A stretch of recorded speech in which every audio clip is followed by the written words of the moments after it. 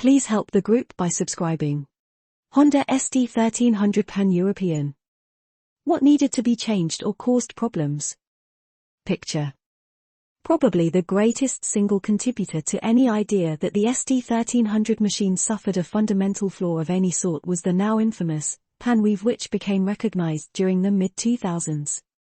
Sadly, a number of UK police personnel were either injured or indeed died as a result of an uncontrollable wobble that developed in their machines.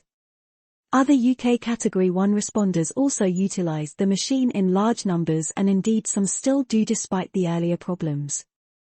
It may be of interest to note that in the US, many state highway patrol organisations did not relinquish their use of the machine, and indeed some are returning to it, having found the replacement arrangements to be less than satisfactory. Earlier versions were recalled for changes to the oil sump because the occasional one grounded on a speed bump or the like and was shattered.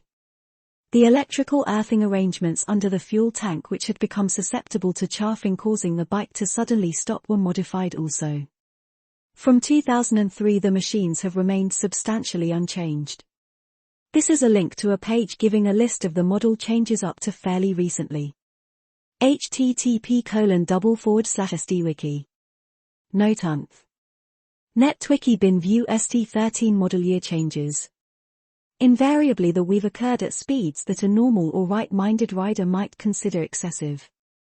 Category 1 responders occasionally need to get to places quickly, and so the use of high speeds is sometimes unavoidable. It is interesting to note the view being expressed in some quarters that the weave is not confined to the ST1300 but that some of the machines with which it was replaced suffer the same phenomenon. No clearly identifiable single cause of the instability at varying, but always high speeds was ever found, though Honda did recall earlier versions for modifications to some features of their design, and of course the additional weight and placement of the responder's additional equipment was always suspected of being one of the responsible factors.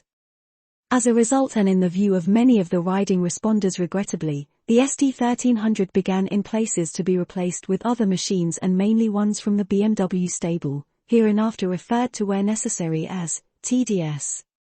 Actual hardware problems with the machine are few. The throttle is renowned for being touchy at low speeds, the front brakes are sometimes accused of being a bit sharp, and the seats aren't really all that comfy on a long ride.